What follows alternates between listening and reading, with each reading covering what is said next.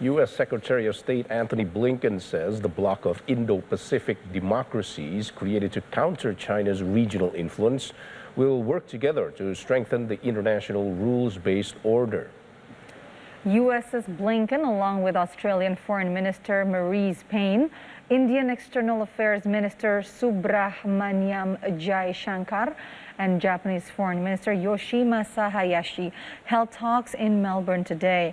During the brief remarks at the meeting, Antony Blinken says the bloc will continue to champion the rights of all countries to choose their own paths free from coercion anywhere in the world. Australian Payne said earlier the meeting agenda would include COVID-19 vaccine distribution, cyber and critical technologies, countering malicious and dangerous disinformation, terrorism, maritime security, and climate change. Blinken's trip to Australia is designed to reinforce America's interest in Asia and its intent to push back against increasing Chinese assertiveness in the region. We'll continue to work together to try to bolster the international rules-based order that we've all talked about, and which is underwritten decades of security and growing prosperity for this entire region.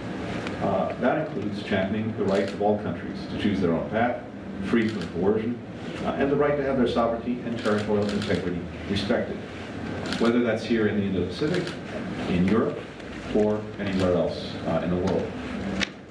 Russia's ongoing threat to Ukraine and the support some countries have expressed for Moscow's dangerous actions is just the latest example of how these rules are being challenged, and it underscores why we have to stand together.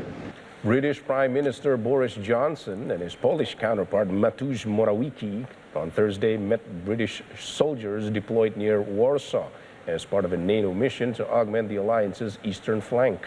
Johnson was in Poland for talks with Morawiecki and President Andrzej Duda on Russia's military buildup near Ukraine. As well as sending soldiers to Poland, the UK has also sent hundreds of troops to Estonia and will deploy Royal Air Force jets to southern Europe and 2 Royal Navy vessels to the eastern Mediterranean. Russia has said it has no plans to invade Ukraine, but wants the West to keep Ukraine and other former Soviet countries out of NATO. It also wants NATO to refrain from deploying weapons there and roll back alliance forces from Eastern Europe. The U.S. and NATO flatly reject these demands.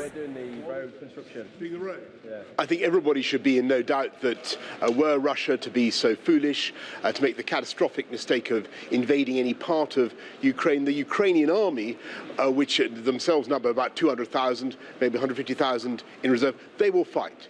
And there will be bloodshed, and I think everybody in Russia must understand that, and it will not be easy. The importance of this is it's partly to show that we stand shoulder to shoulder with our allies in Poland, which we always do, but also to show that the West as a whole will strengthen NATO's eastern frontiers rather than the reverse. And I think Putin, the Kremlin, should understand that if they want less NATO on their western borders, as it were, this is entirely the wrong way to go about it.